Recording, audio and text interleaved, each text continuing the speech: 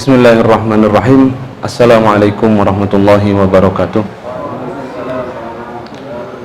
Alhamdulillah wassalatu wassalamu ala Rasulillah wa ala alihi wa sahbihi wa man wala wala hawla wala quwwata illa billah. Raditu billahi rabba wa bil islami dina wa bi Muhammadin nabiyya wa rasula. Rabbi shrah li sadri wa yassir li amri wa hlul 'uqdatan min lisani yafqahu qawli, amma ba'd. Alhamdulillah, segala puji bagi Allah Subhanahu wa taala. Allah masih memberikan kita kesempatan hidup hingga hari ini. Dan Allah telah memberikan kita segala macam kenikmatan yang tidak kita minta, tapi Allah sudah ngasih. Gak kebayang kalau misalkan Allah mentakdirkan kita hidupnya itu bukan sekarang. Kan gak ada yang minta sama Allah kapan dihidupkan, dilahirkan di mana, dan tumbuh di lingkungan apa. Bagaimana kalau misalkan Allah mentakdirkan kita hidupnya bukan di Indonesia, di Amerika, belum tentu kita beriman. Atau Allah takdirkan kita di Indonesia, tapi bukan sekarang, tapi 150 tahun yang lalu. Iya, kita bisa saja beriman, tapi kondisi kita nggak setenang, nggak senyaman hari ini. Itulah. Maka Allah berfirman, wa in ta'uddu ni'matallahi la tuhsuha. Jikapun kalian menghitung nikmat Allah, kalian nggak akan bisa menghitung. Salat serta salam kita aturkan kepada Nabi kita Muhammad SAW. Beliau yang telah memberikan kita jalan, yang mana kita tinggal mengikuti jalan itu saja. Kalau tanpa Rasulullah SAW, kita jadi kebingungan. Tambah lagi Allah Subhanahu wa taala telah menjadikan Rasulullah SAW itu rahmat bagi alam. Wa ma arsalnaka illa rahmatan lil alamin. Jadi kita tinggal mengikuti Rasulullah SAW sebagaimana yang dinyatakan oleh Allah Subhanahu wa taala, laqad kana lakum fi Rasulillahi uswatun hasanah. Di dalam diri Rasulullah SAW itu ada uswah hasanah bagi kalian. Rasul memang manusia biasa, tapi lupanya Rasul itu menjadi syariat. Kalau kita mah lupa kitanya ketinggalan tidur, ketinggalan sholat besok kita mah manusia biasa. Tapi Rasulullah SAW ketika beliau lupa, respon yang beliau berikan itu ternyata menjadi syariat bagi kita. Rasulullah SAW pernah sholat duhur kalau nggak salah 2 rakaat salam, terus langsung balik gitu. Sama sahabat, ya ada yang ngejar Rasul. Rasul ditanya, ya Rasul, tadi sholatnya itu dikosor atau engkau lupa? Rasul bilang, enggak, saya enggak kosor, saya enggak lupa gitu. Tapi engkau sholatnya tadi 2 rakaat ya Rasul. Ternyata sama kata orang-orang iya gitu. Akhirnya Rasulullah SAW terus kemudian balik lagi, melanjutkan lagi sholatnya, lalu kemudian sujud sahwi. Dalam Al-Quran tidak ada sujud sahwi, tapi Rasulullah SAW ketika dalam kasus tadi Rasul nambahin sholat, nambahin 2 rakaat yang tadi ketinggalan, terus kemudian beliau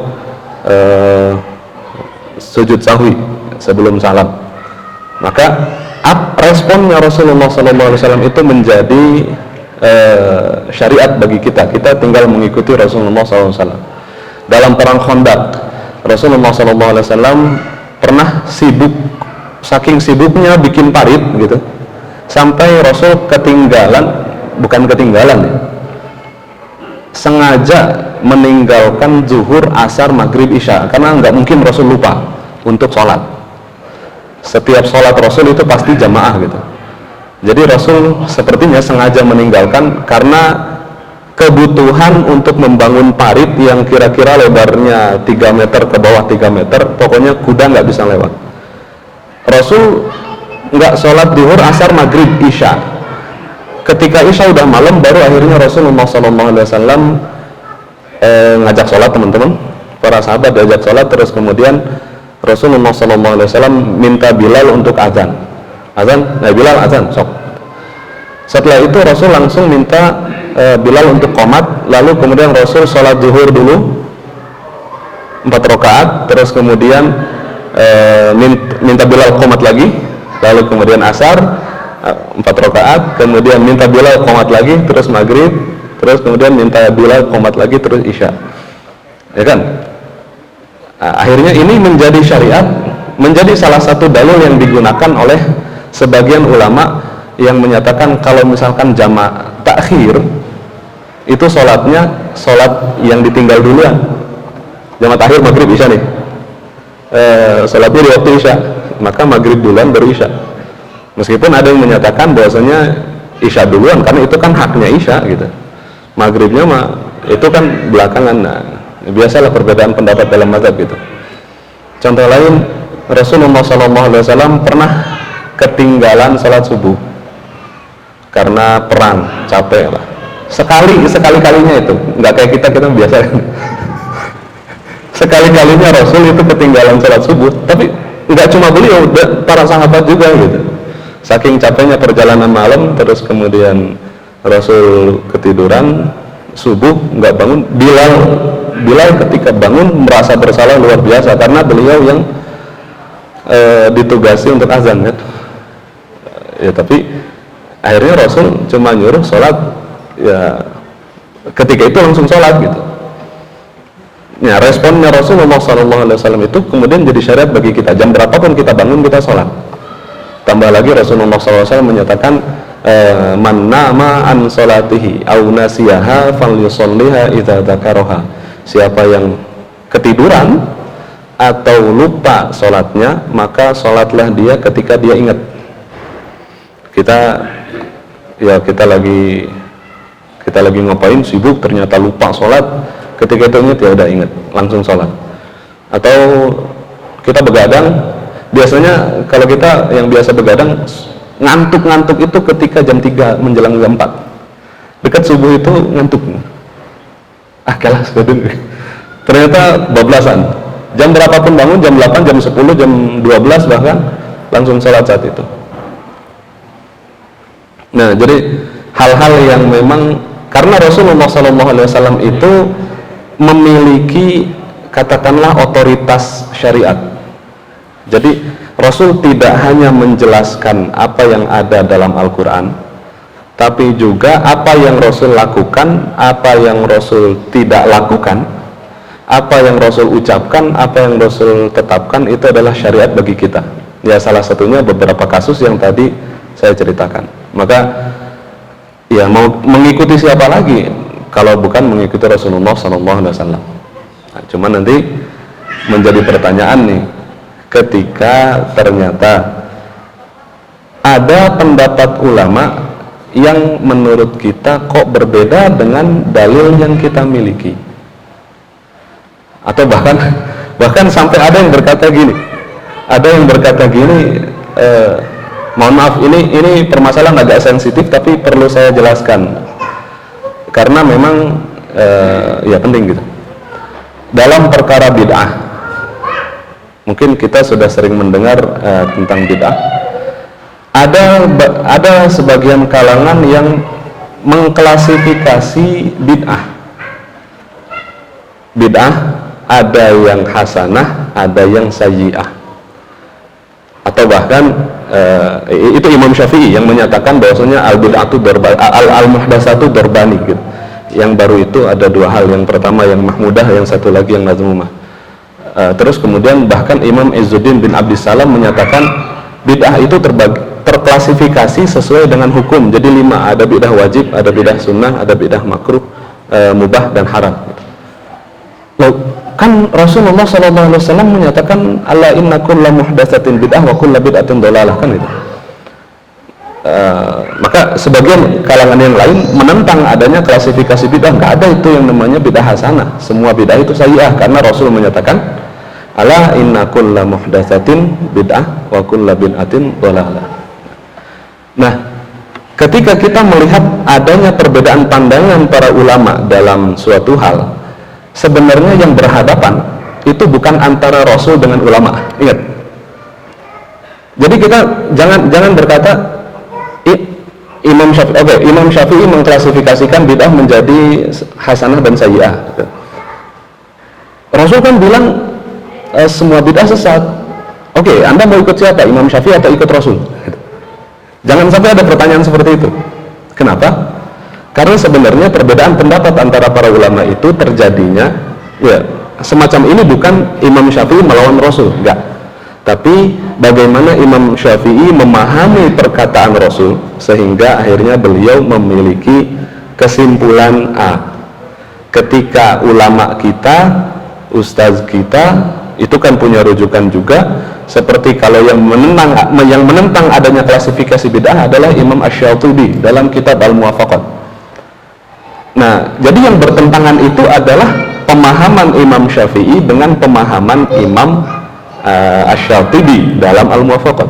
Jadi jangan ada di dalam benak kita ketika melihat perbedaan pendapat, mentang-mentang kita punya dalil, oh dalil kita sahih ini gitu. Terus kita bilang, ente ikut siapa? Ikut kiai atau ikut Rasul gitu. Ikut Habib atau ikut Rasul, ikut ulama atau ikut Rasul. Karena semua itu sama-sama mengikuti Rasulullah SAW, cuma jalannya yang beda. Yang menyatakan bahwasanya kita mengikuti Rasul, iya kan? Kita nggak langsung melihat Rasul, kita mendapatkan penjelasan dari ulama. Rasulullah SAW menyatakan dalam sholat, "Shollu kama ra'aitumuni usolli." Sholatlah kalian seperti kalian melihat saya sholat. Emang kita melihat Rasul sholat kan enggak?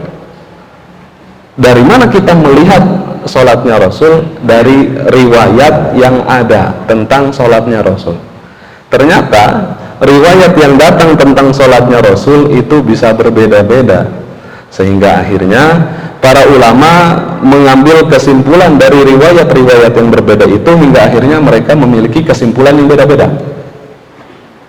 Ada hal yang disepakati dalam sholat, misalkan jumlah rakaat itu semua sepakat, tata cara sholat itu urutannya semua sepakat, nggak ada sujud dulu terus kemudian ruku gitu. Hal-hal yang global itu semua sepakat, tapi hal-hal detail seperti misalkan hukum baca basmalah dalam Fatihah itu apa? Itu para ulama berbeda. Kenapa? Karena riwayat yang datang itu beda gitu. Kita bisa buka Bulughul Maram bab sifatus shalah, di situ tentang bacaan basmalah ada satu hadis yang menyatakan Rasul, Abu Bakar, Umar, Utsman tidak membaca basmalah, tidak membaca. Riwayat tambahannya redaksinya tidak mengeraskan gitu. Atau la yajharun, tidak mengeraskan. Lalu kemudian riwayat yang ketiga datang, Rasulullah SAW berkata kepada Abu Hurairah, kalau kamu salat, idza qara'tal Fatihata faqra bismillahirrahmanirrahim fa innaha ayatun minha. Abu Hurairah, kalau kamu salat baca basmalah, karena basmalah adalah ayat dari Fatihah. Akhirnya muncul ini perbedaan pendapat gara-gara riwayat yang berbeda-beda. Mazhab Maliki menyatakan nggak boleh kita baca basmalah. Beneran nggak boleh, bukan disembunyikan. Karena menurut mazhab Malik, basmalah itu bukan ayat, bukan Al-Quran. Basmalah yang Al-Quran itu cuma yang ada dalam surat An-Nahl, yang suratnya Nabi Sulaiman kepada Ratu Balqis, innahu min Sulaiman innahu bismillahirrahmanirrahim, itu yang ayat Al-Quran. Sedangkan basmalah yang ada di setiap awal surat itu bukan Quran menurut mazhab Malik. Terus menurut mazhab Hanafi dengan mazhab Hambali, mereka bilang la yajharu Rasul, Abu Bakar, Umar, Utsman dan Ali itu tidak membaca basmalah, maksudnya tidak mengeraskan bacaannya. Baca sih baca, tapi nggak dikerasin. Terus kemudian mazhab Syafi'i bilangnya enggak. Mazhab Syafi'i mengambil hadisnya yang Abu Hurairah tadi, bilang bahwasanya basmalah adalah awal dari Fatihah, maka basmalah harus dibaca keras. Gitu. Nah, jadi perbedaan semacam ini bisa muncul, ada sebabnya. Jadi ketika kita berhadapan dengan pihak lain yang memiliki perbedaan, perbedaan itu masing-masing memiliki landasannya gitu. Semakin kita memperdebatkan, sebenarnya dalilnya itu juga gitu. Cuma nggak akan beres kalau kita debatin terus gitu. Akhirnya ya lebih baik agree to disagree gitu. Kita sepakat untuk tidak sepakat. Ya menurut Anda seperti itu oke. Menurut kami yang benar adalah ini, oke gitu. Beda kalau misalkan dalam masalah akidah, itu udah sulit untuk agree to disagree karena urusannya akidah. Tapi kalau misalkan urusan fikih, agree to disagree bisa, kita masih bisa sholat bareng satu shaf, imam makmum bersamaan, alirannya apa, mazhabnya apa, ormasnya apa, sebenarnya masih bisa satu barisan gitu. Baik, itu sebagai muqaddimah, sebagai pondasi bagaimana kita berpikir dalam fikih, karena memang ya penting gitu. Pola fikir fikih ini penting agar bagaimana kita menyikapi perbedaan dalam fikih itu menjadi biasa. Baik, hancak kita pada malam hari ini adalah tentang pembahasan tentang air dalam kitab Safinatun Najah. Klasifikasi di sini hanya mengklasifikasikan dari sisi jumlah. Beliau menyatakan al-ma'u qalilun wa katsirun, air itu ada yang sedikit, ada yang banyak. Fal qalilu madunal qullataini, air yang sedikit itu adalah air yang di bawah 2 kulah, atau dalam ukuran sekarang adalah 270 liter. Itu disebut dengan air yang sedikit. Air yang banyak, wal katsiru kullatani fa aktsaru, itu adalah 2 kulah atau lebih, 270 liter ke atas gitu. Kenapa ada klasifikasi seperti ini? Karena Rasulullah SAW menyatakan idza balaghal ma'u qullataini lam yahmilul khabath. Kalau air sudah mencapai 2 kulah, maka dia tidak akan menjadi najis, gitu lah katakan. Tambah lagi ada satu, ya masih riwayat dalam Bulughul Maram juga. Jadi di Madinah itu ada semacam sumur, bi'ru budoah, sumur dalam, tempat ke situ mengalir kotoran, bahkan di situ dikatakan wanita itu melempar sisa haid itu ke situ, kotoran haid itu dilempar ke situ, pokoknya kotoran-kotoran itu di situ. Terus Rasulullah SAW ditanya tentang air itu, Rasul menjawab dengan hadis yang tadi, atau al-ma'u la yunajjihu syai'un, itu air itu tidak akan berubah menjadi najis karena sesuatu.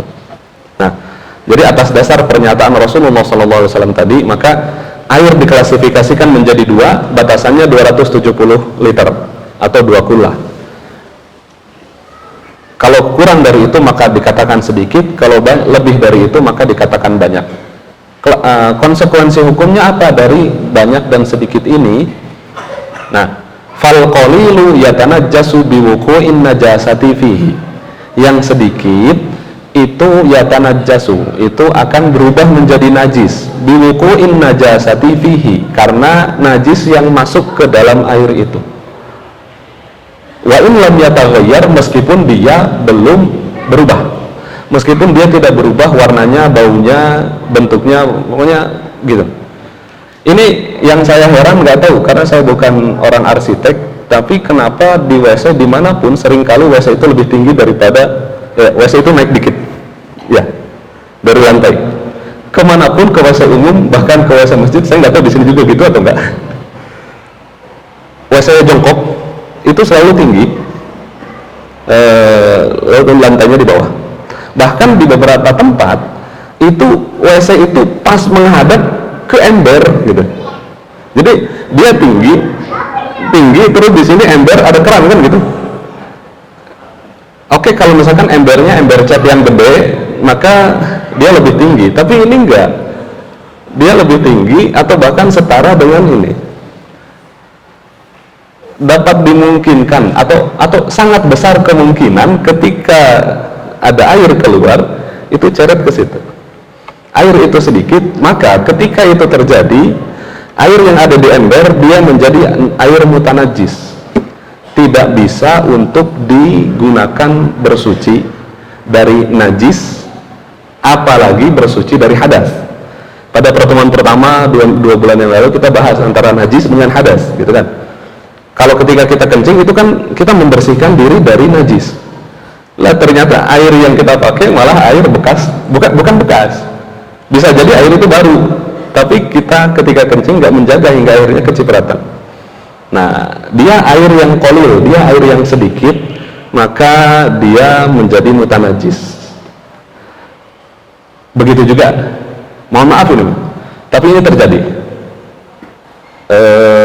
ketika kita buang air besar, si itunya turun, ada cipratan air naik, terus kena. Nah udah deh, itu cipratan air kena, maka itu menjadi najis. Itu menjadi najis, maka hati-hatilah dengan ini. Atau ya begitulah. Maka hati-hati dalam kencing itu sangat penting, karena Rasulullah SAW, mungkin Bapak Ibu teman-teman pernah menyimak atau mengetahui hadis azab kubur. Rasulullah SAW melewati dua kubur itu disiksa. Rasul tahu, orang-orang nggak tahu. Kata Rasul, innahuma la yu'adzabani, dua orang ini diazab. Wa ma yu'adzabani fi kabiratin, dua ini bukan diazab gara-gara dosa besar. Berarti bukan dosa besar, itu dosa biasa. Yang pertama itu la yastatiru, dia nggak menutup ketika kencing, atau la yastanzihu, atau la yastabriu, dia tidak berhati-hati dari kencing. Yang kedua yamshi bin namimah, yang kedua dia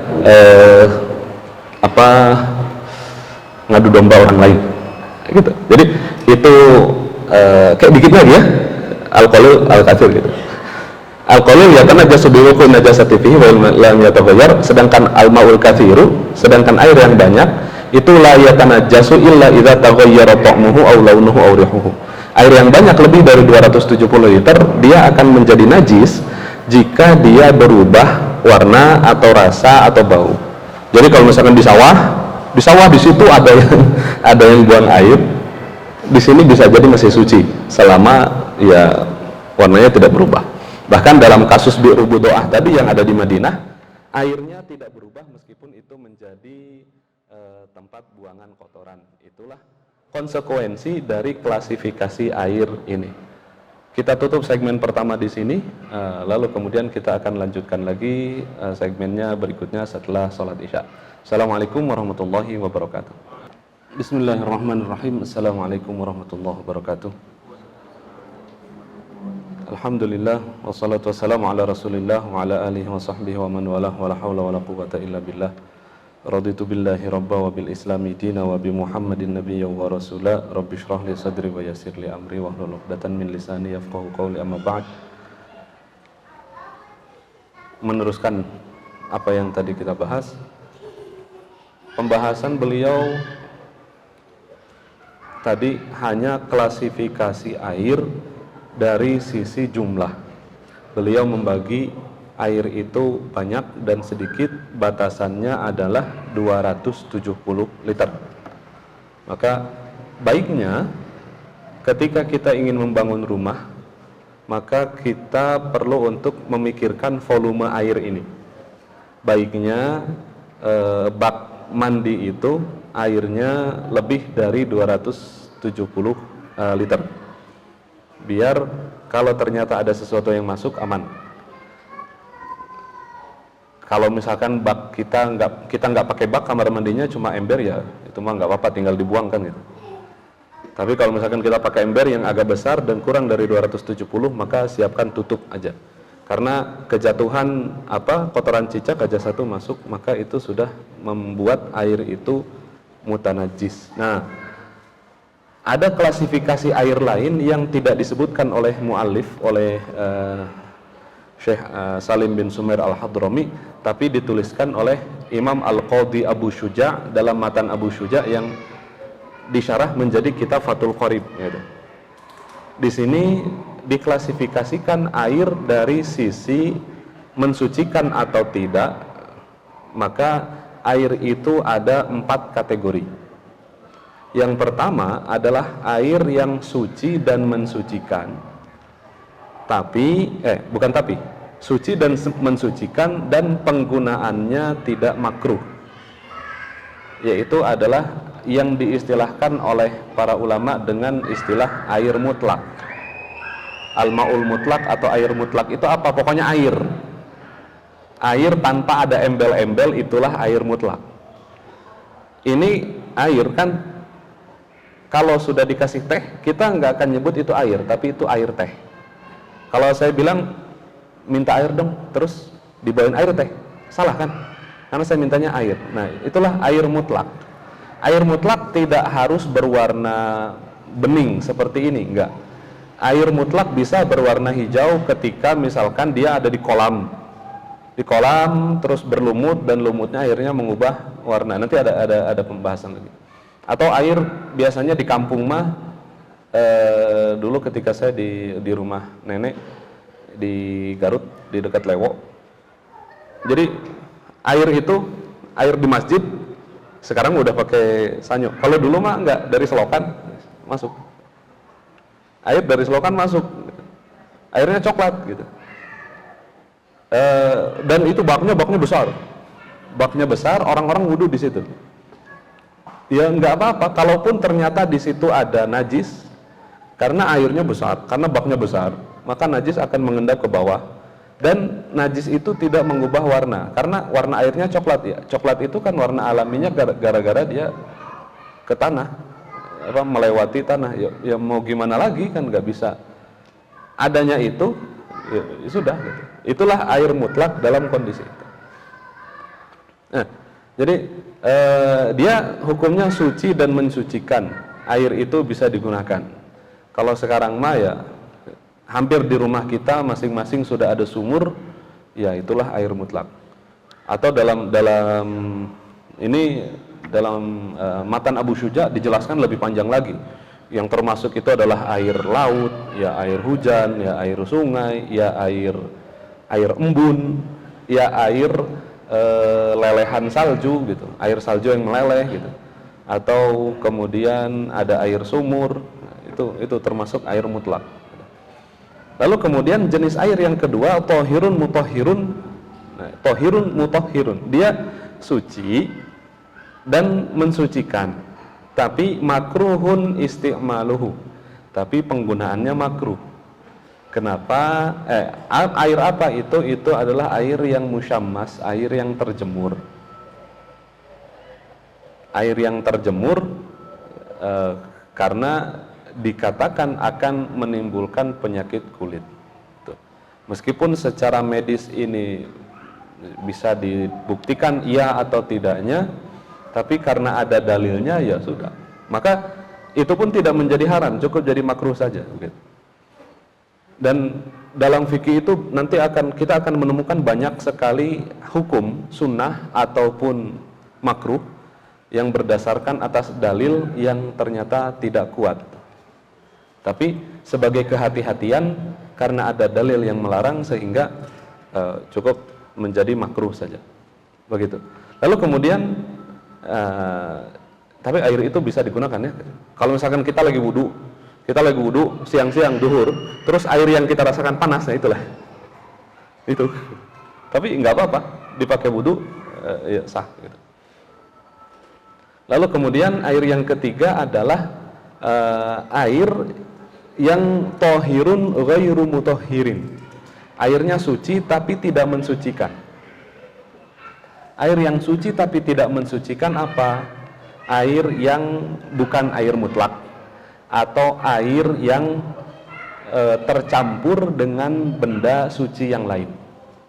Contohnya teh gitu deh. Air teh, air kopi, air susu. Jadi kalau misalkan kita lagi perjalanan nih, kita lagi perjalanan kebelet, kita minggir terus kemudian buang air kecil di situ, yang di mobil cuma ada air bening, kita pakai itu bisa. Tapi kalau yang ada di mobil cuma air teh, maka nggak bisa. Mending pakai daun atau pakai tisu daripada pakai teh. Pakai teh tidak akan mensucikan. Gitu. Tohirun tapi ghairu mutahhir. Dia suci. Air teh itu suci. Tapi ghairu mutahhir, tapi tidak bisa mensucikan. Gitu. Jadi kalau misalkan dalam kondisi ya, insya Allah di Bandung mah gitu, di Bandung mah nggak terlalu sulit air, bahkan melimpah kalau hujan, dibuang-buang udah banjir. Dalam kondisi ketika tidak ada air, maka air yang bisa kita gunakan adalah air minum yang bening, bukan air yang berwarna, begitu. Lalu kemudian jenis air yang keempat adalah ma'un najisun, air yang najis. atau ma'un mutanajjisun, air yang terkena najis. Air yang terkena najis itu yang tadi klasifikasinya. Kalau dia sedikit kena najis, meskipun nggak kelihatan najisnya seperti cipratan air kencing, maka dia airnya menjadi najis, tidak bisa digunakan untuk mensucikan dari hadas ataupun dari najis. Maka kalau saya, ini mah tips lah, ketika kita menghadapi WC jongkok, maka pertama yang dilakukan, kita lihat, ini lihat posisinya, kemungkinan mungkin atau enggak ada cipratan air. Kalau misalkan embernya tinggi dan ininya rendah, berarti kemungkinannya kecil. Ya kecuali orang dia kencingnya berdiri gitu, ceret. Kalau jongkok, nah kayaknya enggak, maka aman. Tapi kalau misalkan ininya lebih tinggi dari ini, maka pertama buang airnya. Buang airnya, ya karena kita ragu kan, bisi gitu. Untuk menutup kemungkinan lah, untuk menutup kemungkinan sekaligus juga menutup kemungkinan bagi orang setelah kita untuk menggunakan air yang itu. Jadi tips yang pertama itu, setelah melihat itu kira-kira yang lebih tinggi dan dekat. Kalau lebih tinggi dan jauh ya nggak apa-apa lah. Ini udah tinggi dekat gitu. Maka airnya dibuang. Kalau bisa mah kungkurahan. Jadi kungkurahan gitu. Ngerti kan kungkurahan? Sama gayungnya juga sekalian. Nah, udah itu kita yakin itu suci. Tapi ketika kita kencing, kita buang air, hati-hati juga. Maka saya mah biasanya di ujung WC jongkok, saya suka ditadahin pakai tangan. Sengaja gitu. Biar memastikan tidak ada yang keluar. Tidak ada yang keluar hingga ceret ke sana. Gitu. Ketika itu sudah dilakukan, insya Allah aman. Insya Allah aman. Tuh, kalau misalkan kita nggak mau buang air yang tadi, ya udah kita biarin aja air yang itu. Paling kita hanya menggunakan air dari keran itu aja. Kalau nggak mau buang air yang lebar itu lo pakai ini gitu. Ya, kita pakai ini aja, pakai gayungnya di kungkurahan, terus kemudian pakai air gayung gitu. Ini hanya atas dasar kehati-hatian. Meskipun kalaupun kita gunakan itu sah-sah aja. Sah-sah saja karena kita tidak tahu ketika itu ada najisnya atau enggak. Karena kita nggak tahu. Sama seperti ketika kita mungkin saya udah pernah jelaskan, kita ke sawah. Ketika sawah pagi-pagi ada embun kan? Kita nggak tahu apakah anjing lewat situ atau enggak. Kita lewat aja jalan. Ya, karena kita nggak tahu ya suci gitu. Beda kasus kalau kita baru lihat anjing tadi lewat ya. Terus kita lewat di situ, maka ya najis juga, kena celana kita, kena kaki kita. Harus cuci 7 kali. Karena najis badannya anjing dan itu basah. Beda kalau misalkan kering. Jadi menularnya najis itu ketika basah. Kalau kering maka aman. Ada anjing kering masuk masjid, pegang keluarin, aman. Nggak usah cuci tangan lagi 7 kali. Ini juga nggak usah dipel. Tapi kalau basah, habis hujan tuh anjingnya tadi ya gitu. Maka siram 1 kali, terus kemudian bisa menggunakan sabun. Karena pendapat kedua dalam mazhab Syafi'i dinyatakan boleh menggunakan unsur lain selain tanah gitu. Kalau enggak maka purulukan tanah, terus siram 2, 3, 4, 5, 6, 7 beres. Nah itu, jadi itu klasifikasi air ada 4. Dengan ini kita bisa mengetahui air mana yang bisa digunakan untuk berwudu dan mana yang tidak bisa digunakan. Lalu kemudian faslun mujibatul ghusli sittatun. Sekarang kita masuk ke dalam pembahasan ghusl. Sebenarnya agak kurang ini ya apa? Metode penulisannya gitu, nggak berurut. Air doang gitu, wudu doang gitu. Karena setelah kemarin udah ada furudul wudu, sekarang tiba-tiba ghusl, nanti ada nawaqidul wudu lagi gitu. Jadi gitu. Faslun mujibatul ghusli sittatun. Hal yang mewajibkan mandi itu ada 6. Mandi itu apa sih? Mandi itu adalah isolul ma'i ila jami'il badani biniyatin makhsusatin. Itu definisinya dari ghusl. Mandi itu adalah menyiramkan air, isolul ma' ila jami'il badan, kepada seluruh tubuh, biniyatin makhsusatin, dengan niat yang khusus. Jadi definisi apa, kata niat inilah yang membedakan antara mandi kita mandi biasa dengan mandi wajib. Seperti yang sudah saya bahas minggu kemarin atau bulan lalu atau 2 bulan yang lalu, fungsi niat itu kan ada 2. Yang pertama membedakan antara ibadah dengan non ibadah. Nah, adanya niat dalam mandi untuk membedakan antara mandi kita mandi biasa mau ke sekolah mau ke kantor dengan mandi bahwasanya itu untuk menghilangkan hadas besar. Atau kayak sekarang kan hari Jumat tadi pagi-pagi kalau misalkan mandi nggak niat sunnah Jumat ya cuma dapat mandi bersih doang. Tapi kalau sekaligus niat sunnah Jumat maka mendapatkan pahala mandi Jumat. Itu definisi dari ghusl. Isolul ma'i ila jami'il badani biniyatin makhsusatin. Mengumumkan menyiramkan air secara menyeluruh ke seluruh tubuh biniyatin makhsusatin dengan niat yang khusus. Dan itu harus sampai kulit kepala. Karena Rasulullah SAW menyatakan tahta kulli sya'ratin janabatun. Di setiap di bawah rambut itu ada janabah, ada junubnya, sehingga seluruh tubuh pokoknya harus terkena air. Maka kalau misalkan kita ada cat atau ada apa, itu hilangkan. Ibu-ibu biasanya kalau ketika haid pakai kutek oke. Tapi ketika udah mau mandi besar maka kuteknya dihilangkan. Ini kutek ya, bukan pacar. Kalau pacar itu dia meresap ke dalam kulit, meresap ke dalam kuku, maka itu nggak apa-apa. Tapi kalau kutek yang biasanya cat itu dia menimpa kuku. Nah, inilah yang menghalangi air masuk ke sini, sehingga itu harus dihilangkan. Nah, itu. Apa saja yang mewajibkan kita harus mandi besar? Yang pertama adalah ilajul hasyafati fil farji. Masuknya kemaluan laki-laki ke dalam kemaluan wanita. Meskipun tidak keluar mani. Rasulullah SAW menyatakan idzal taqal khitanani faqad wajabal ghuslu. Jika bertemu 2 khitan maka sudah wajib ghusl, kata Rasul gitu. Maka meskipun ketemu nggak jadi maka sudah wajib mandi. Tuh. Lalu kemudian yang kedua wa khurujul mani. Nah, yang kedua adalah jika keluar mani maka wajib untuk mandi besar. Baik keluar mani itu dengan cara yang halal ataupun cara yang haram, tetap saja dia wajib mandi. Meskipun cuma gara-gara tidur terus kemudian mimpi basah, ya dia tetap wajib mandi. Yang ketiga wal haidu. Yang ketiga adalah penyebabnya adalah haid.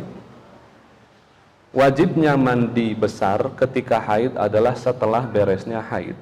Bapak-bapak, teman-teman yang laki-laki juga harus mempelajari haid. Kenapa? Karena kalau istri kita nggak tahu tentang haid, maka kita yang tahu. Bahaya kalau misalkan istri kita nggak tahu haid, dan kita juga nggak tahu, itu bahaya banget. Kalau bagi wanita mah itu sudah fardu ain, itu sudah wajib tahu. Ya, yang berurusan dengan diri mereka kok masa nggak tahu gitu. Tapi yang sangat disayangkan, banyak orang yang tidak mengerti ini. Karena penjelasan di sekolah tidak sedetail penjelasan dalam pengajian mengenai haid. Banyak yang tidak mengerti. Kalau cowok nggak ngerti haid, ya nggak apa-apa sih, meskipun itu adalah suatu kekurangan. Tapi kalau wanita tidak mengerti hukum yang berkaitan dengan haid, itu yang luar biasa. Maka harus banyak mempelajari ini. Kapan haid itu mulai? Kapan haid itu berhenti? Karena haid itu, bapak-bapak, teman-teman cowok, haid itu nggak seperti keran. Keran dinyalain, tutup, udah beres gitu, enggak. Karena haid itu bisa kadang-kadang keluar, bisa berhenti 1 jam, 2 jam, ntar keluar lagi. Atau 1 malam berhenti, ntar keluar lagi. Terus sekarang udah beres nih, kayaknya udah nggak ada lagi, mandi, terus keluar lagi. Terus yang tadi sholatnya gimana? Atau malam-malam kayaknya udah nggak keluar lagi, terus puasa maghrib, terus kemudian keluar lagi lah. Terus itu sholat wudu puasa yang tadi sah atau enggak? Apakah itu jangan-jangan itu masih dalam masa haid? Nah, Jadi hal-hal semacam ini ternyata nggak semudah yang dibayangkan. Karena saya pun akhirnya nanya ke teman saya yang istrinya itu alumni Azhar. Ya, teman saya alumni Azhar juga, istrinya alumni Azhar. Jadi saya juga nanya tentang istri saya ke dia, karena dia ustazah lebih ngerti tentang haid daripada saya gitu. Ketika saya menghadapi kasus istri saya saya nanya. Ini saya nanya nggak langsung ke dia, nanya ke suaminya, ya ke teman saya gitu. Oh, banyak yang nanya ke saya gitu. Biar nyampain ke istri saya, dia bilang gitu. Ya gimana lagi, karena emang ternyata banyak wanita yang tidak mengenal hal ini. Jadi kita sebagai laki-laki bantulah mereka. Ya, pertama wanita harus mengerti benar-benar tentang haid ini, lalu kemudian yang kedua kita sebagai para suami atau para calon suami, kita juga harus mempelajari ini dengan lebih baik. Itu dia al-haidu. Jadi ketika beres haid maka mandi. Beres haid kapan? Ya ketika sudah beres itu nanti. Kalau misalkan ternyata mandi terus kemudian keluar lagi, ya berarti mandi yang tadi belum dianggap sudah membersihkan. Jadi di akhir nanti mandi lagi. Lalu kemudian an-nifas. An-nifas adalah darah yang keluar ketika setelah melahirkan. Nifas. Lalu kemudian al-wiladah itu melahirkan. Jadi melahirkannya sendiri itu mewajibkan mandi. Lalu kemudian beres nifasnya juga itu mewajibkan mandi. Begitu. Dalam kasus misalkan nifas itu kan nifas itu enggak tentu, ada yang cepat, ada yang lama, tapi rata-rata sekitar 40 hari. Kalau misalkan satu kali lahir terus keluar, ya dan udah beres, nggak ada lagi, berarti nifasnya udah beres, saat itu dia mandi. Itu. Tapi kalau misalkan panjang 40 hari, maka selama 40 hari dia nggak bisa sholat, dia nggak bisa baca Quran, dia nggak bisa puasa. Nah, selama itu. Dan suaminya juga harus puasa juga. Nggak bisa menyentuh istrinya selama itu. Al-wiladah, lalu kemudian yang terakhir adalah al-maut. Orang meninggal wajib mandi, tapi karena dia nggak bisa mandi sendiri, maka dimandikan sama yang lain. Tata caranya sama, pokoknya seluruh anggota tubuh harus terkena dengan air. Lalu kemudian faslun, furudul ghusli itsnan. Rukun wudu itu rukun mandi itu cuma 2. Yang pertama adalah an-niyatu, adalah niat. Lalu kemudian yang kedua adalah ta'mimul badani bil ma'i, meratakan air ke seluruh tubuh sampai seluruhnya terkena air. Dalam mazhab Maliki dinyatakan harus digosok badan itu. Tapi kalau dalam mazhab Syafi'i enggak. Maka dalam kasus gini, seperti di luar lagi hujan, bapak-bapak atau calon bapak lagi baru nikah, terus kemudian malu karena masih tidur di mertua, kalau keluar sebelum subuh mandi takut diledekin, di luar hujan, pura-pura beresin, pura-pura iniin got, seluruh tubuhnya kena air basah, dan ketika dia hujan-hujanan itu dia niat itu adalah ghusl, maka suci dia. Itu tips lah.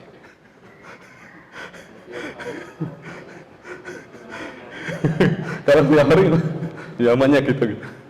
Atau ya dengan hujan-hujanan atau dengan berenang gitu, maka itu sudah sah, sudah suci gitu. Tapi kalau dalam mazhab Malik enggak. Dalam mazhab Malik harus ada aktivitas menggosok badan. Maka dalam mazhab Syafi'i akhirnya disunnahkan. Begitu juga dalam wudu. Dalam wudu disunnahkan itu kita meratakan pakai ini. Meskipun diginiin doang, ya menurut mazhab Syafi'i itu sah. Jadi itulah dua rukun mandi yang memang tidak boleh kita tinggalkan. Jangan sampai ada bagian yang tidak terkena air. Termasuk juga telinga. Telinga ya sebatas kira-kira kalau tangan ini masuk gini lah gitu. Maka ketika mandi ya sekalian diginiin juga gitu. Lalu kemudian akan balik lagi kepada wudu. Faslun syurutul wudu'i asyarah. Syarat wudu itu ada 10.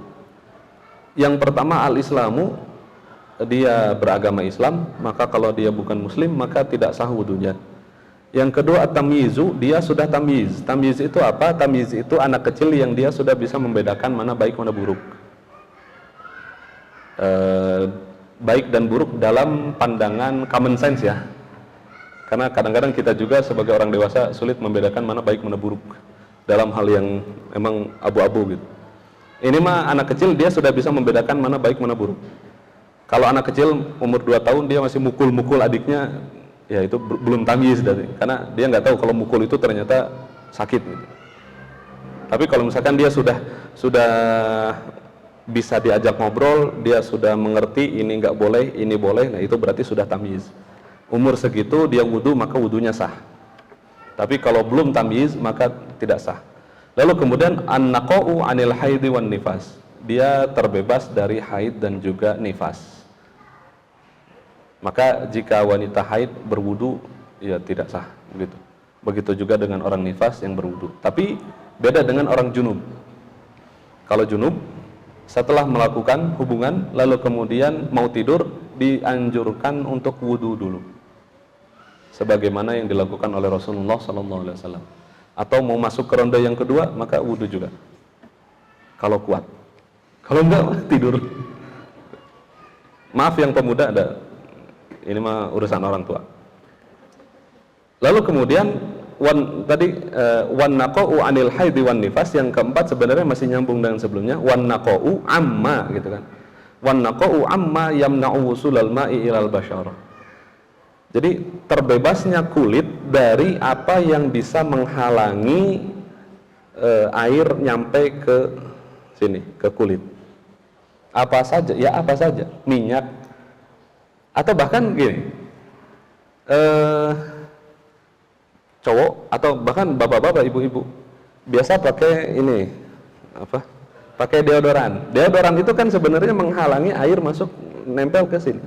Maka ketika mandi dipastikan ini digosok-gosok pakai sabun biar dia hilang.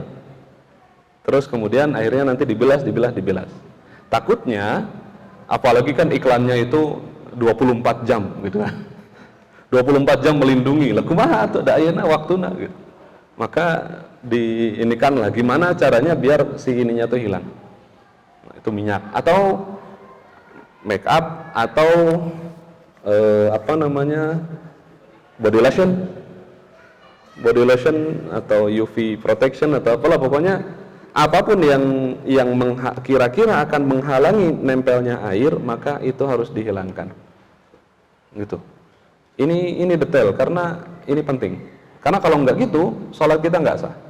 Kalau sholat kita nggak sah berarti kita masih hutang sampai kapanpun, selama kita tidak mengqadha sholat itu ya nggak sah begitu. Lalu kemudian wa alla yakuna 'alal udwi ma yughayyirul ma'a. Yang kelima, tidak ada di atas tubuh, di atas kulit itu hal yang bisa mengubah sifat air. Tidak ada di atas ini hal yang bisa mengubah sifat air. Apa? Sabun. Atau ya paling dekat, paling logis itu sabun. Kopi, ngapain ada kopi di sini kan? Tapi kopi bisa mengubah air, bener gitu. Susu juga bisa, tapi agak jarang terjadi. Tapi kalau sabun sering. Maka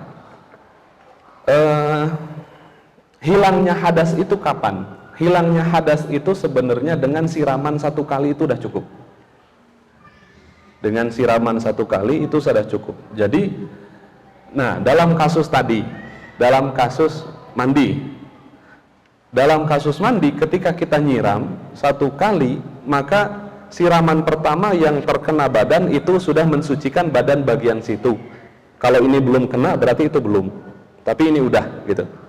Jadi nanti ketika kita nyiram lagi dan ini udah kena, maka akhirnya ini suci, ini suci. Tapi kan tadi ini belum ternyata, gara-gara ini kena deodoran. Maka untuk menghilangkan deodoran kita pakai sabun. Tapi itu tetap belum suci. Kita siram pertama kali menghilangkan sabun, itu belum suci. Ya, karena di sininya masih ada sabun. Deodoran tadi dihilangkan pakai sabun, terus kemudian sabunnya itu kita hilangkan, baru kemudian siraman berikutnya barulah ketika dia sudah bersih dari deodoran, sudah bersih dari sabun, maka itulah yang mensucikan. Gitu. Jadi nanti hubungannya ini kepada air mustakmal. Air mustakmal itu yang tidak bisa digunakan bersuci. Air mustakmal itu apa? Air mustakmal itu adalah air yang digunakan untuk bersuci, gitu. Yang sudah digunakan untuk bersuci. Ukurannya apa? Basuhan pertama.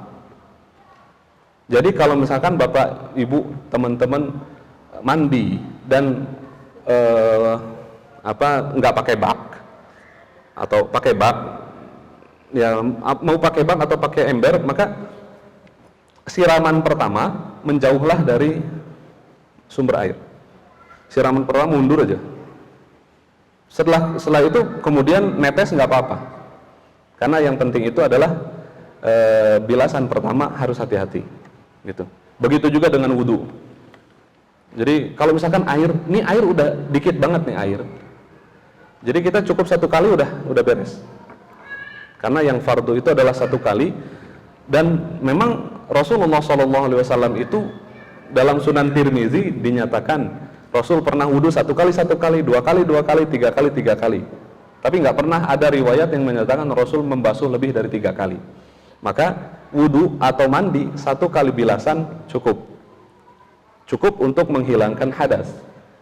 Kalau ingin sunnahnya maka ambil 3 kali. Begitu juga dengan kumur-kumur, begitu juga dengan mengusap kepala. Meskipun sebagian kalangan menyatakan mengusap kepala itu cukup 1 kali, dalam mazhab Syafi'i tetap sama, disunahkan juga 3 kali. Tuh. Lalu kemudian wal ilmu bi fardhiyatihi, yang keenam adalah dia tahu bahwasannya wudu itu adalah wajib. Yang ketujuh adalah alla ya'taqida fardhon min furudihi sunnatan. Dia tidak meyakini bahwasanya di antara fardu wudu itu ada yang sunnah. Nah, gini. Pada pertemuan bulan lalu, kalau nggak salah pada pertemuan bulan lalu, saya menjelaskan bagaimana bisa muncul fardu dan sunnah dalam wudu.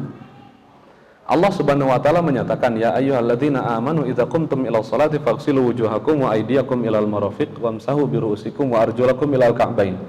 Yang Allah sebutin dalam ayat wudu cuma 4. Tapi dalam hadis Utsman bin Affan, ini hadis yang paling banyak dirujuk mengenai, karena hadis yang paling lengkap yang menjelaskan tentang tata cara wudu.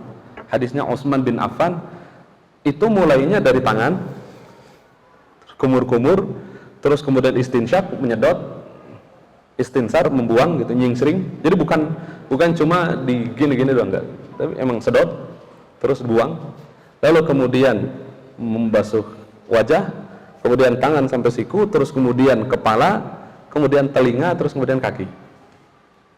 Terus beliau menyatakan inilah wudunya Rasulullah SAW.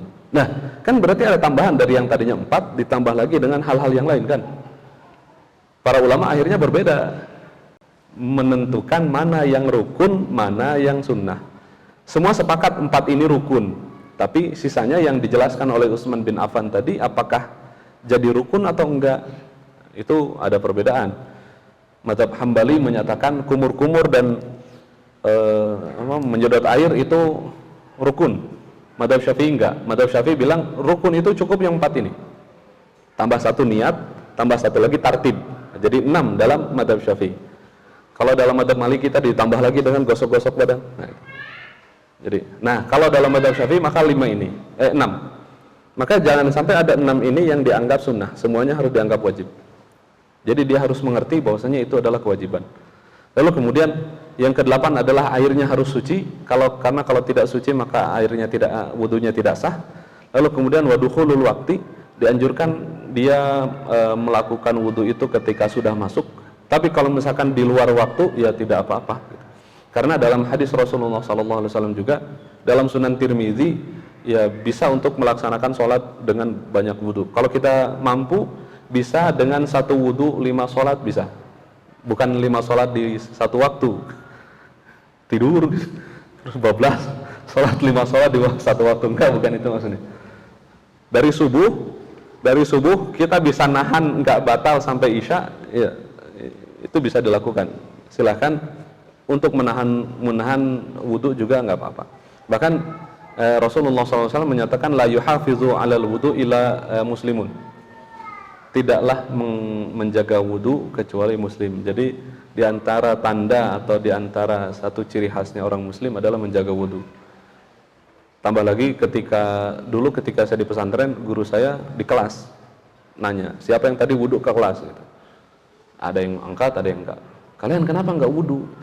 Kita kan sekarang lagi ibadah gitu. Kita kan sekarang lagi ibadah, maka jagalah wudu. Maka orang tua juga menasehati anaknya, jaga wudu. Biar kalau tiba-tiba datang sholat, kita tinggal wudu, tinggal sholat aja, nggak usah wudu lagi. Tapi tetap aja menjaga wudu adalah sunnah. Tambah lagi sebelum tidur wudu dulu, karena dinyatakan orang yang tidur dengan wudu akan dijaga oleh malaikat, kan gitu. Jadi boleh untuk melaksanakan wudu satu kali di luar waktu dan melaksanakan sholatnya dengan wudu yang tadi. Tapi beda nanti dengan tayamum. Dalam mazhab Syafi'i, tayamum itu harus dilaksanakan setelah azan, ketika sudah masuk waktunya. Jadi nggak bisa tayamumnya sebelum duhur terus kemudian azan langsung sholat, nggak. Tapi kalau wudu itu bisa dilakukan.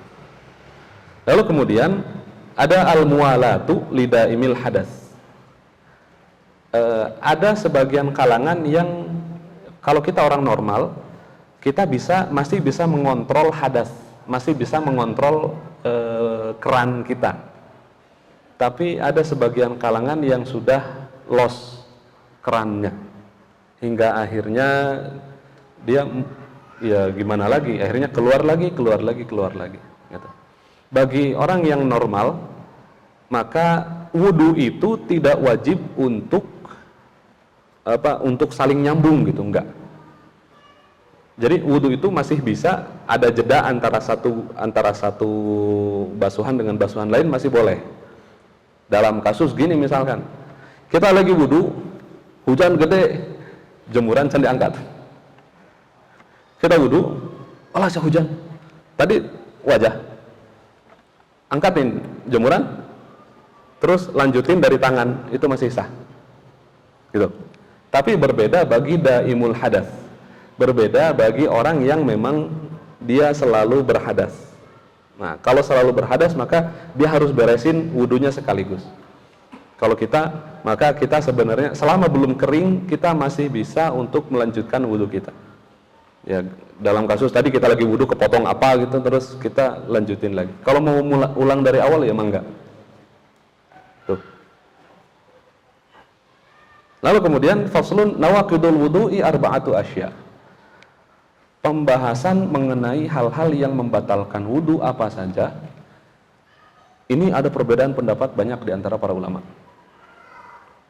Yang pertama al-khariju min ahadis sabilaini. Kalau ini semua sepakat bahwasanya jika ada yang keluar dari sabilain, dari dua lubang, maka itu membatalkan wudu.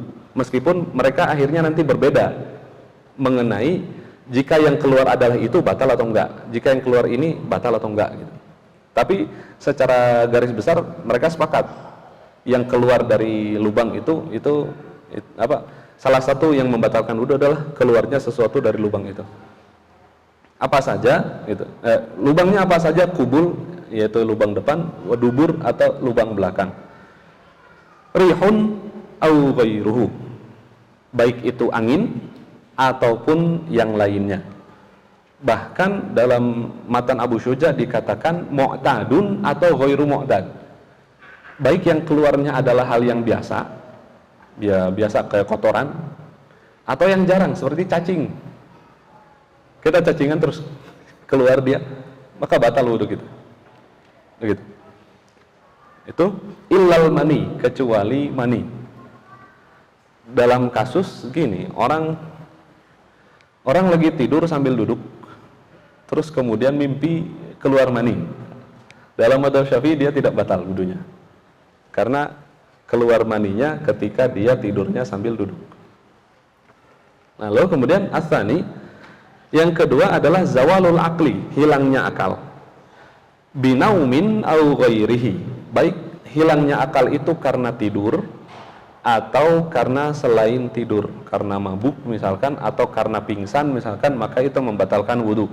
Illa qa'idin mumakkinin maq'adatahu minal ardi, kecuali orang yang tidurnya sambil duduk. Illa qa'idin, kecuali orang yang duduk, mumakkinin maq'adatahu, yang bokongnya itu tetap di atas tanah, atau tetap di atas, ya tetaplah gitu. Minal ardi, terserah apakah dia itu nyender atau enggak, maka itu tetap tidak membatalkan wudunya.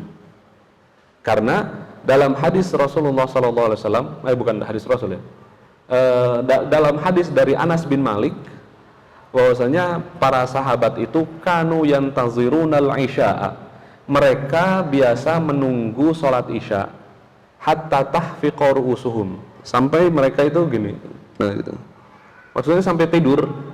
Karena Rasulullah SAW sholat isya itu enggak azan langsung datang ke masjid, enggak. Jadi azan Rasul nunggu lama gitu. Kadang-kadang ketika lihat jamaah udah rame, Rasul datang lalu sholat.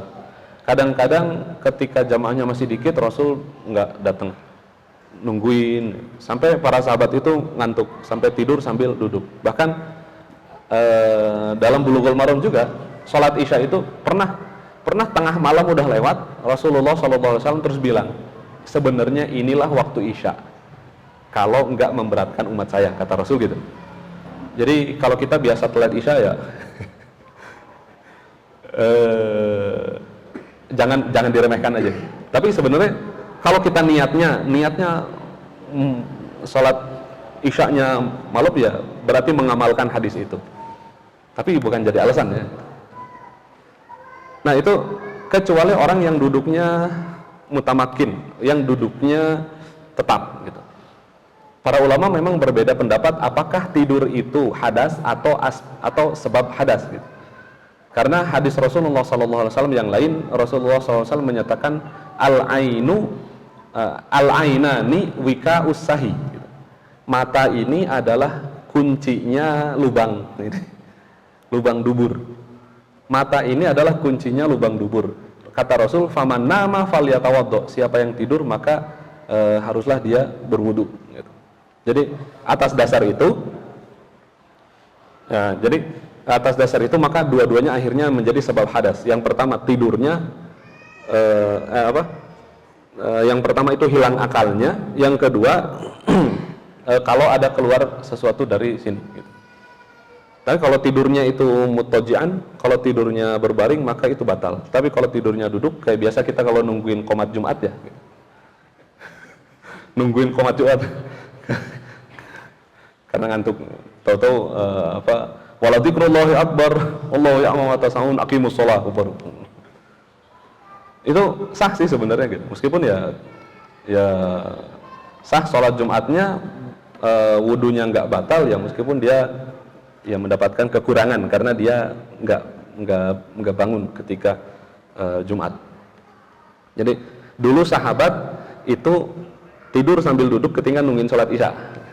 Kalau kita sekarang tidur sambil duduk ketika nungguin qomatnya Jumat, karena khotibnya lilati. Asalisu iltiqa'u basyaratai rajulin wa imra'atin, bertemunya dua kulit laki-laki dan perempuan, kabiraini yang sama-sama dewasa, ajnabiyaini yang mereka itu bukan mahram, min ghairi hailin, tanpa ada penghalang. Nih, ini menjadi perbedaan pendapat yang besar di antara para ulama. Kenapa? Karena pertama, ayat Al-Qur'annya Allah Subhanahu wa taala menyatakan aula mastumun nisa, kan dalam ayat Al-Maidah ayat 6 itu kalau kita baca terusannya, ya ayyuhalladzina amanu idza kuntum ila sholati faghsilu wujuhakum, terus wa in kuntum junuban fatahharu wa in kuntum marda aw ala safarin aw jaa ahadum minkum minal ghaiti aula mastumun nisa gitu. Aula mastumun nisa falam tajidu ma'an fatayammamu. Kalau kalian sakit, kalian dalam perjalanan, atau kalian lamastumun nisa. Lamastum artinya menyentuh. Madzhab Syafi'i mengambil makna tekstual, lamastum artinya menyentuh, maka persentuhan laki-laki dan perempuan itu membatalkan wudhu. Tuh. Sedangkan mazhab Hambali dan juga mazhab Hanafi memaknai lamastum di situ jama'tum. Jika kalian menyentuh artinya menyetubuhi. Berarti kalau sentuhan doang enggak gitu. Karena gini, Al-Quran atau bahasa Arab itu bahasa sastrawi. Al-Quran itu bahasa Arab dan Al-Quran juga sastrawi, sehingga tidak mungkin Al-Quran itu ngomong jorok gitu kan. Karena dalam ayat yang lain Allah menyatakan wa in talaqtumuhunna min qabli an tamassuhunna gitu. Jika kalian menceraikan istri kalian sebelum kalian menyentuh mereka, maka kamu wajib untuk membayar setengah mahar gitu. Al-Quran kan menggunakan kata menyentuh untuk mengganti kata hubungan. Karena kita aja ngomong itu saru gitu. Apa saru? Apa? Nggak etis. Apalagi Al-Quran ngomong itu. Maka Al-Quran menggunakan bahasa yang lain. Nah, ayat yang lain Allah menggunakan kata lamasa itu dengan makna hakikat, yaitu menyentuh. Walau anzalna alaika kitaban fi qirtasin falamasuhu biaidihim. Jika kami turunkan kepada kamu, kalau misalkan ada bacaan Al-Quran yang salah, mohon maaf karena saya bukan hafiz, tapi saya ingatkan saya. Mungkin teman-teman di sini bisa lebih hafal. Walau anzalna alaika kitaban fi qirtasin, jika kami turunkan kepada kamu kitab yang ada di atas kertas, falamasuhu biaidihim, dan mereka menyentuh itu dengan tangan mereka gitu kan. Jadi ternyata Al-Quran menggunakan kata lamasa dengan dua makna yang berbeda. Yang satu benar-benar menyentuh, yang satu hubungan seksual. Nah, Madzhab Syafi'i memaknai dengan makna hakikat, aula mastumun nisa, maksudnya adalah menyentuh. Yang lain memaknai dengan makna yang lain, yaitu jima. Lalu kemudian ada lagi hadis Rasulullah SAW yang diriwayatkan dari Siti Aisyah, bahwasanya Siti Aisyah berkata bahwasanya Rasulullah SAW pernah wudu, terus kemudian mencium istrinya, terus kemudian pergi sholat tanpa wudu lagi. Tuh. Menurut pihak sana, itu Rasul mencium terus wudu, berarti kan bersentuhan nggak batalin wudu kan gitu kan. Tambah lagi ada dalil lain ketika Siti Aisyah nyari-nyari Rasul tengah malam, nyari-nyari Rasul. Ternyata pas megang tumitnya Rasul lagi sholat, Rasul nggak batalin sholatnya, Rasul masih terusin sholat. Tuh kan Rasul disentuh disentuh kakinya ketika sholat, nggak batal wudunya, ya berarti nggak batal. Nah gitu kan. Sedangkan menurut pihak sini yang menyatakan bersentuhan itu batal, ya mereka pertama menafsirkan hadis mencium Siti Aisyah tadi itu adalah hadis yang dhaif, meskipun menurut sebagian kalangan hadis itu sahih. Mungkin nanti akan ada penjelasan kenapa kok bisa hadis itu diperselisihkan, itu sahih kok ini dhaif loh. Ya dhaif menurut Anda, menurut saya sahih kan gitu. Itu ada penyebabnya.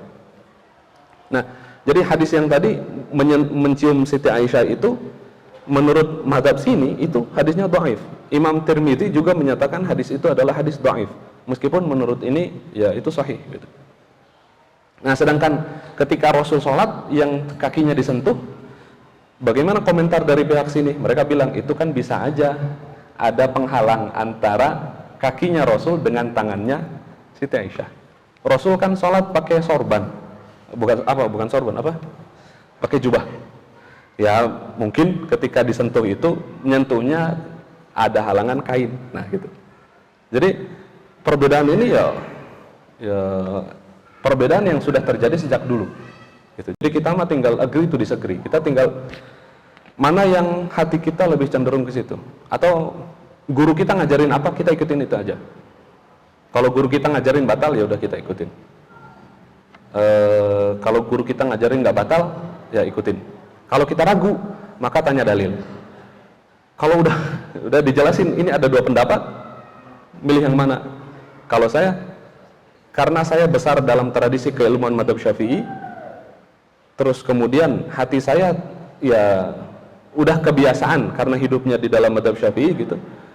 Jadi ya tetap aja ketika saya bersentuhan dengan istri nggak tenang hati saya kalau saya nggak wudu lagi, nggak tenang aja meskipun saya sudah mempelajari perbandingan mazhab, sudah tahu dalil ini apa, mana hadis yang sahih, mana hadis yang dhaif, ini dhaif menurut ini menurut ini sahih, tapi ketika bersentuhan nggak tenang kalau nggak wudu lagi gitu.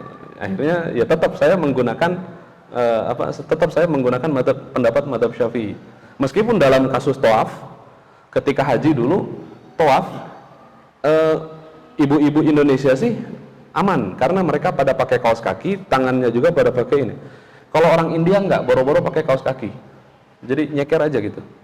Mereka nyeker, jadi kita udah jaga-jaga, di belakang kaki kita, tumit kita kena kaki mereka.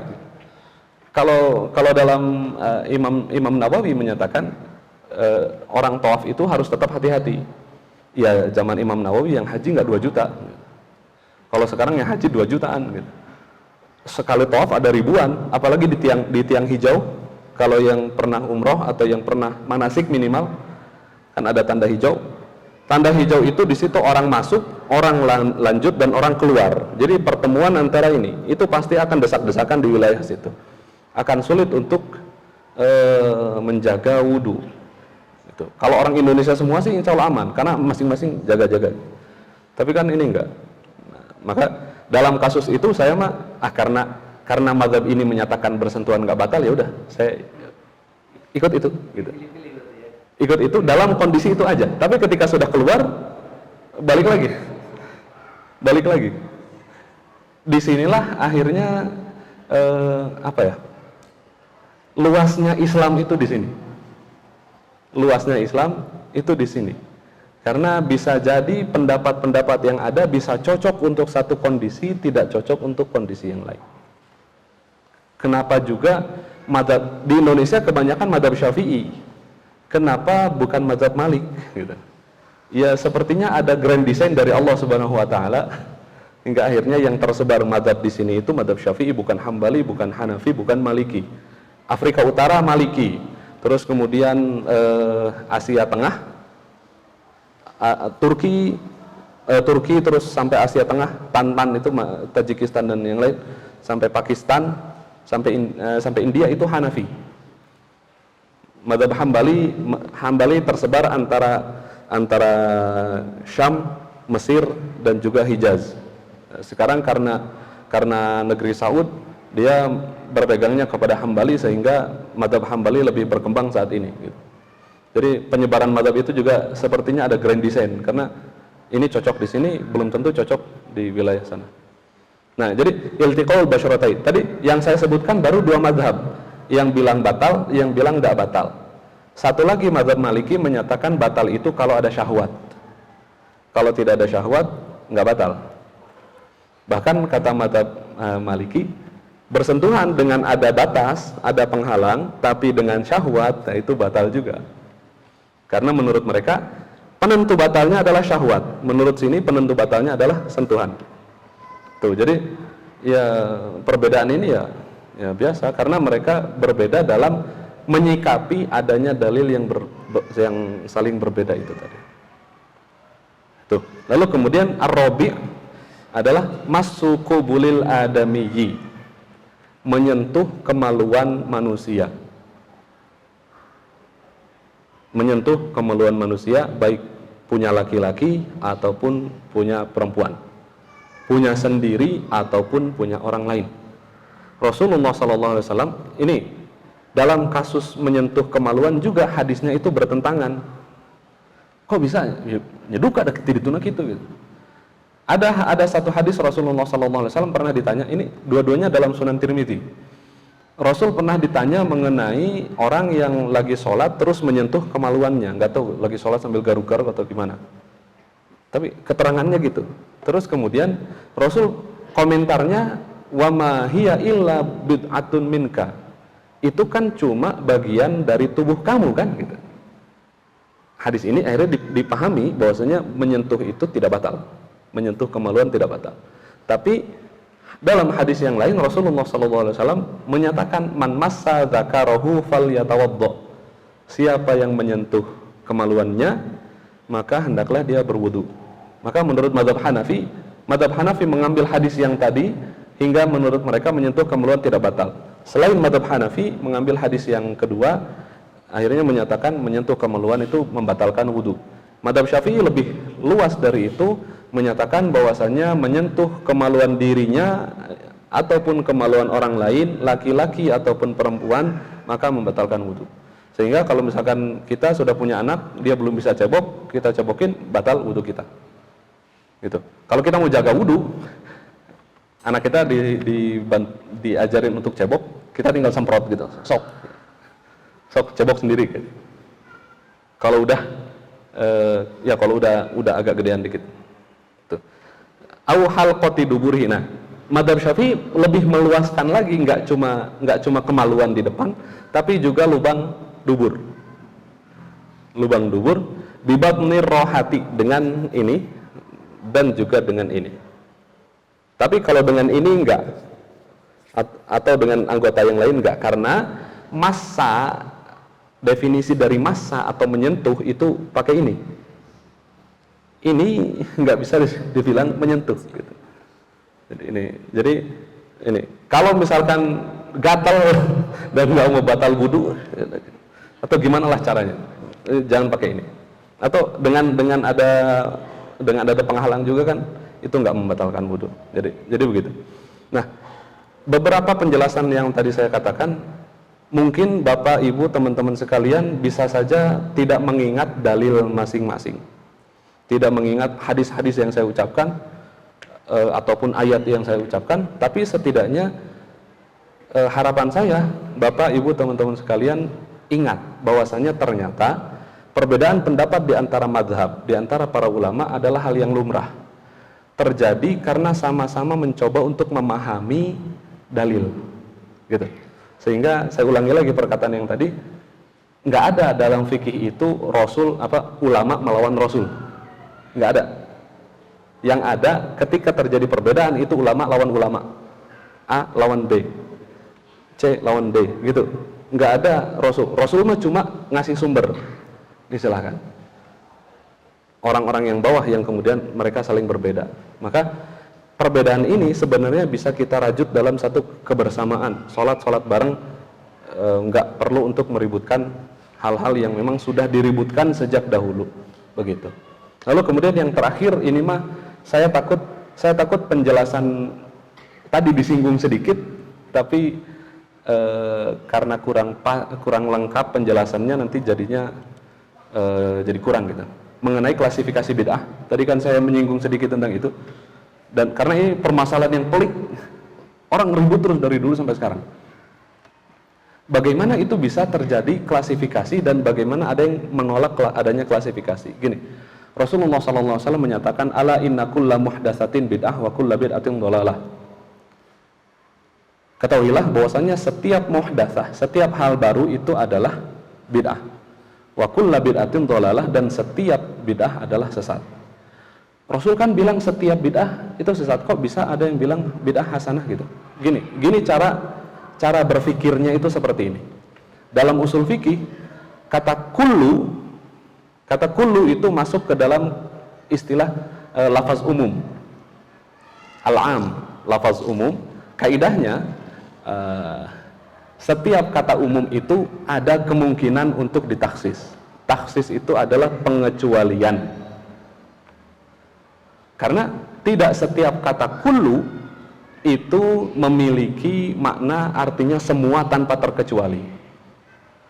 Oke, ada kata kullu yang maksudnya adalah semua tanpa terkecuali. Allah menyatakan kalau ada istilah wallahu khaliqu kulli syai', Allah itu menciptakan segala sesuatu. Ada nggak yang tidak diciptakan oleh Allah? Nggak ada kan? Maka kata kullu dalam kalimat Allahu khaliqu kulli syai', kata kullu ini tidak ada pengecualian. Oke. Tapi dalam ayat lain Allah Subhanahu wa taala menyatakan tolong koreksi kalau saya salah baca ayatnya. Wa ja'alna minal ma'i kulla syai'in hayyin. dan kami jadikan minal ma'i dari air kulla syai'in hayy, segala sesuatu itu hidup. Segala sesuatu hidup karena air. Mobil hidup pakai apa? Air enggak? Enggak. Bensin. Itu. Jadi kullu di sini bukan kulla syai'in hayy, bukan segala sesuatu, tapi segala makhluk hidup. Gitu kan? Allah bilangnya kulla syai', semua, segala sesuatu, tapi maksudnya bukan segala sesuatu, tapi segala makhluk hidup saja. Nah, jadi ada kata kullu yang tanpa pengecualian, ada kata kullu yang ada pengecualian. Ayat yang lain Allah menyatakan wa tudammiru kulla syai'in. Nah, itu cukup satu itulah, karena berikutnya ayatnya terhafal bisi salah. Nah, maka ketika berhadapan dengan hadis yang tadi ala inna kulla muhdatsatin bid'ah wa kulla bid'atin dhalalah, di sini ada dua kata kullu ya. Setiap hal baru adalah bid'ah, setiap bid'ah adalah sesat. Ada dua kata setiap. Kata kullu yang pertama, siapapun sepakat bahwasannya ini ada pengecualian. Ala inna kulla muhdatsatin bid'ah, setiap hal baru adalah bid'ah. Semua sepakat bahwasanya kata kullu di sini ada pengecualian. Kamera itu hal baru, lampu hal baru, masjid pakai karpet hal baru, masjid 2 lantai hal baru. Tapi kita sepakat bahwasanya itu tidak termasuk bid'ah karena itu adalah urusan dunia. Kata Rasul bilang kulla muhdatsah, setiap hal baru. Tapi kita mengecualikan hal baru dalam dunia tidak masuk ke dalam hadis ini. Tuh. Siapapun ini sepakat. Tapi mereka berbeda pendapat ketika bertemu dengan kata kullu yang kedua, ketika berkata kulla bid'atin dhalalah. Sebagian menyatakan enggak, di situ tidak ada pengecualian, tidak ada taksis, sehingga menurut mereka tidak ada yang namanya klasifikasi bid'ah. Itu. Sedangkan menurut pendapat kedua, kata kullu di sini sama dengan kullu yang pertama, bisa dikecualikan. Kenapa? Contoh, Rasulullah SAW menyatakan man sanna fil islami sunnatan hasanatan fa'amila biha gitu, man ba'dahu falahu ajruha wa ajru man amila biha la yanqusu min ujurihim syai'. Siapa yang man sanna fil islami sunnatan hasanatan, sanna di situ memiliki dua makna. Yang pertama adalah membiasakan, yang kedua adalah memulai suatu hal yang baru. Nah, kata man sanna di sini dimaknai dengan makna yang kedua, membuat hal baru yang baik di dalam Islam. Karena kata sanna oleh Rasul juga digunakan sebagai makna yang kedua dalam kasus anak Adam yang pertama kali membunuh siapa namanya? Habil atau Qabil. Nah, itulah. Kata Rasul, setiap terjadi kasus pembunuhan, maka anak Adam yang membunuh itu dia mendapatkan saham dosanya. Kenapa? Li'annahu awwalu man sannal qatla, karena dia yang pertama kali sanna, pertama kali menciptakan pembunuhan. Nah, itu. Jadi kata sanna memiliki dua makna. Yang pertama membiasakan, yang kedua membuat hal baru. Ini menjadi salah satu hadis yang digunakan untuk mentakhsis kullu bid'atin dhalalah, menjadi ada sebagian bid'ah yang tidak dhalalah. Hadis yang kedua seperti perkataan Umar bin Khattab ketika dalam kasus tarawih jamaah.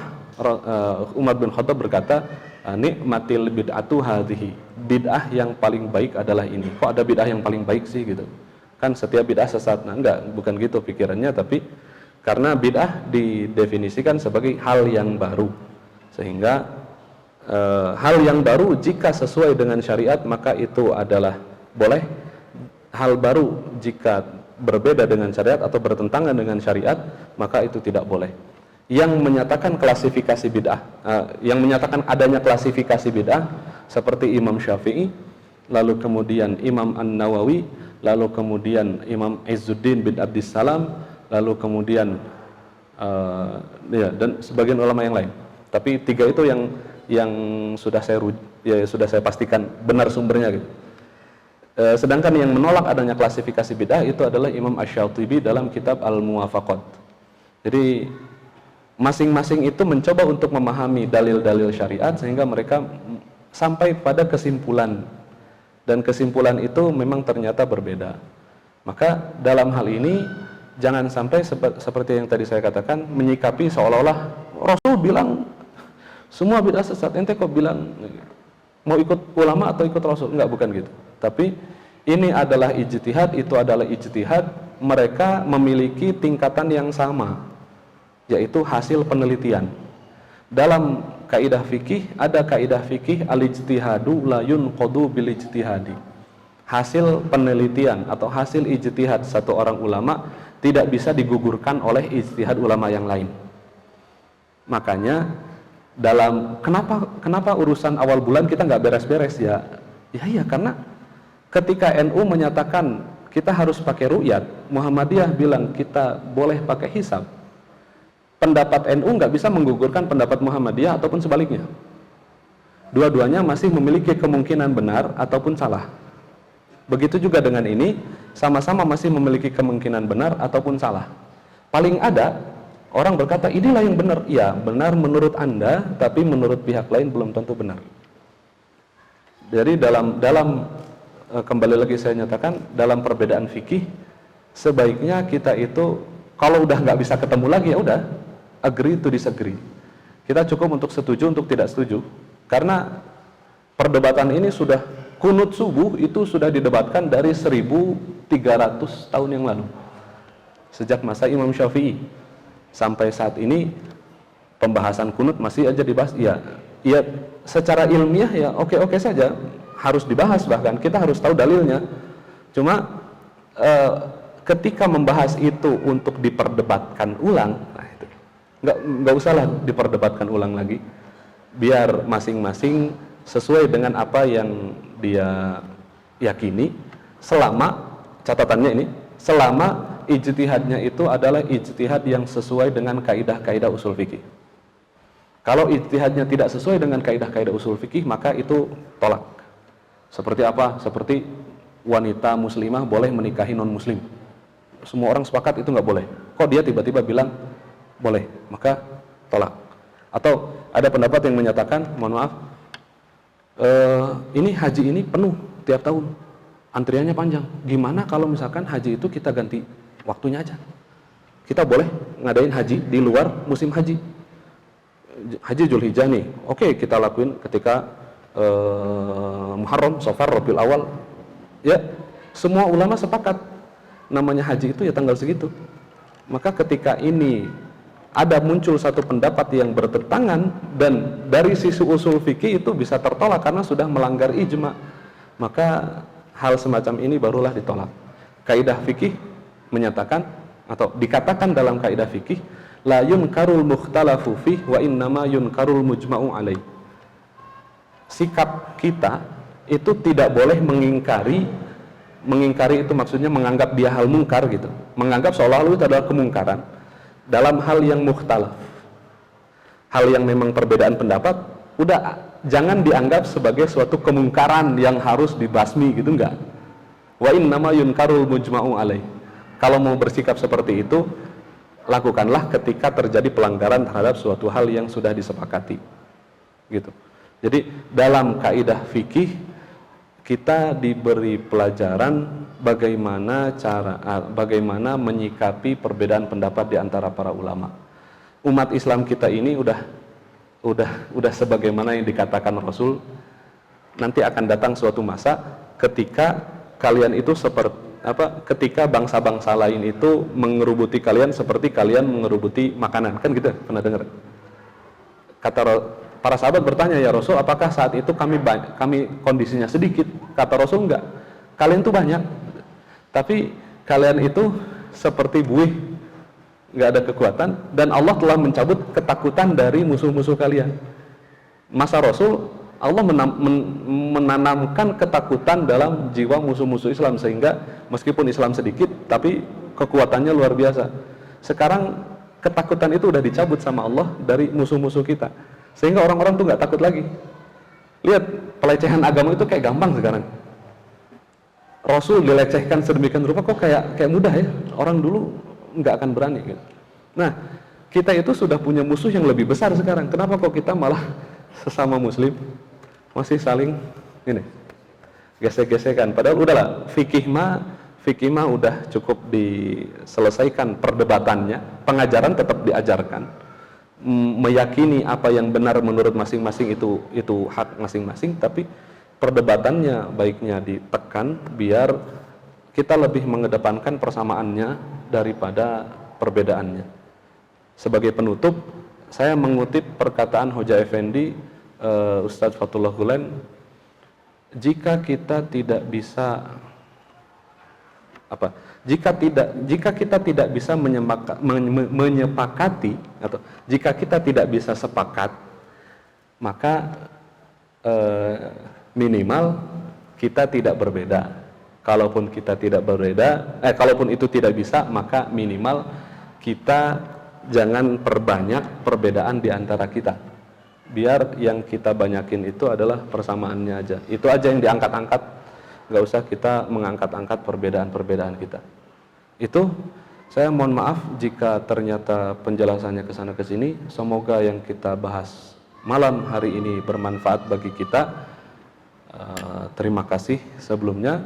Assalamualaikum warahmatullahi wabarakatuh.